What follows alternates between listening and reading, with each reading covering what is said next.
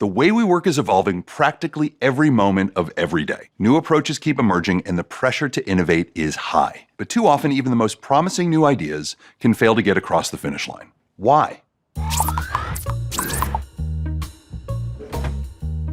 I'm Professor David Schoenthal, and I've spent my career thinking about why some new ideas, businesses, and systems succeed, while others, especially good ones, end up failing. Over and over, I've seen great ideas that never make it off the ground, and it's not because the ideas aren't worthy, many are. Instead, it's because of how they're introduced into the world. As it turns out, there's some fascinating and predictable human factors that can stop new ideas in their tracks.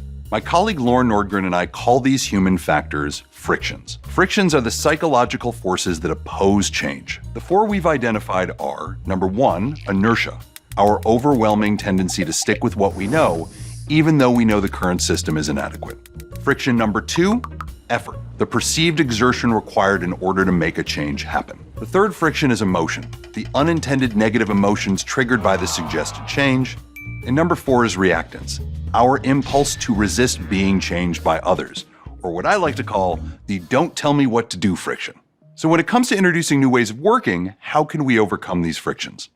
Let me give you a couple of examples. For example number one, let's say your company is switching over to a new internal software system. You and the tech team are confident that this change will help make everyone's life easier and save the company money. But when you announce it, you're surprised to meet a lot of resistance. People aren't eagerly signing up for the training and they're saying, you know what, I'm cool, I'm just gonna stick with the existing system. Turns out you've triggered the friction of inertia.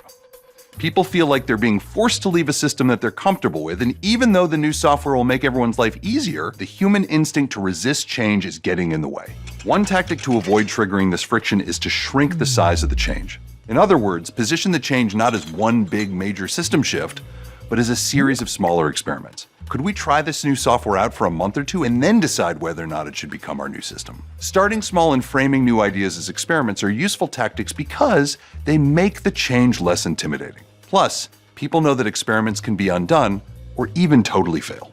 And here's example number two. Let's say, and tell me if this sounds familiar, your company wants the organization to embrace a new commitment to innovation. The friction that this could trigger is effort, meaning people feel like they need to take on all of the cognitive effort of figuring out exactly what this change means for them and how to build it into their day-to-day responsibilities. For employees, directives like be more innovative are ambiguous and often confusing. Instead of feeling inspired and motivated, people feel paralyzed. One tactic for making this idea feel less ambiguous is road mapping. Turn this big directive into a series of steps. Now, getting concrete in this way can not only help a team see where you're asking them to go, but they can see how to get there. Ultimately, the secret to getting buy-in to new ways of working is about anticipating the frictions that your change could stir up, and then putting just as much thought into how you introduce those ideas as you put into designing the idea itself. The results of doing this can be even more valuable than generating simple buy-in. You might even see the transformation of your listeners from passive recipients of an idea to enthusiastic champions of new ways of working.